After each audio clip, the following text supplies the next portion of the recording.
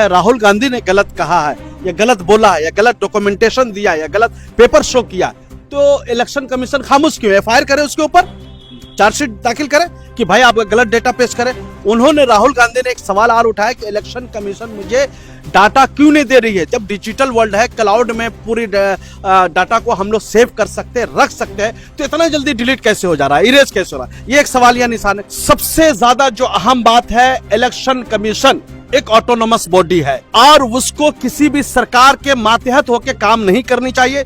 जितने भी election commission आ रहे हैं सबको टीएन सेशन से सबक लेनी चाहिए। What is the power of the election commission, का पावर क्या होता है, वो टीएन सेशन को, सब इलेक्शन कमीशन को पढ़ने की जरूरत है। अगर इलेक्शन कमीशन, राहुल गांधी ने कुछ गलत कहा है तो सबसे ज्यादा जरूरी है कि इलेक्शन कमीशन बगैर नाम लिए बोले एक सूत्रों से खबर मिली, वो सूत्र नहीं, वो डायरेक्ट बोले राहुल गांधी ने ये कहा, ये गलत है।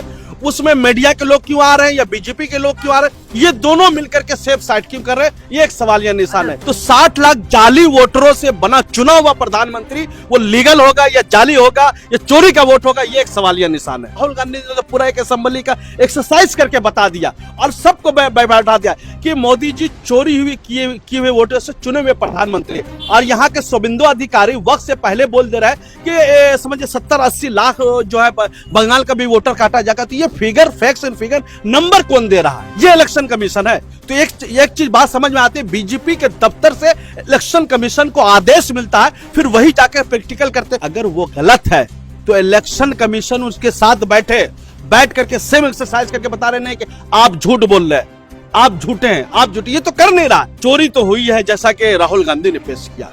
ये सवालिया निशान है इलेक्शन कमीशन के अपने अस्तित्व पर सवालिया। इलेक्शन कमीशन को अपना अस्तित्व बचाना भी बहुत जरूरी है। अगर इलेक्शन कमीशन के ऊपर से लोगों का एतमाद, भरोसा, ट्रस्ट अगर खत्म हो जाता है तो डेमोक्रेसी के ऊपर, लोकतंत्र के ऊपर सबसे बड़ा हमला है। इसलिए कि इलेक्शन कमीशन इंसान का एक वोट देश का प्रधानमंत्री चुनता है, देश का एमपी चुनता है, मंत्री चुनता है, चीफ मिनिस्टर चुनता है और गांव में जाकर के प्रधान भी चुनता है और सिटी में, अर्बन में जाकर के एक काउंसलर भी चुनता है। तो समझिए एक वोट की पावर क्या है। एक साल में, 5 साल में लोग 3 बार वोट देते हैं।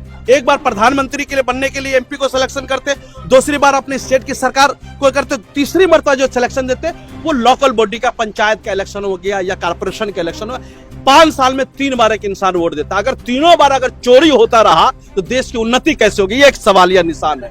टीएन सेशन से सीखने की जरूरत है। फिर मैं एक बार बोलता हूं।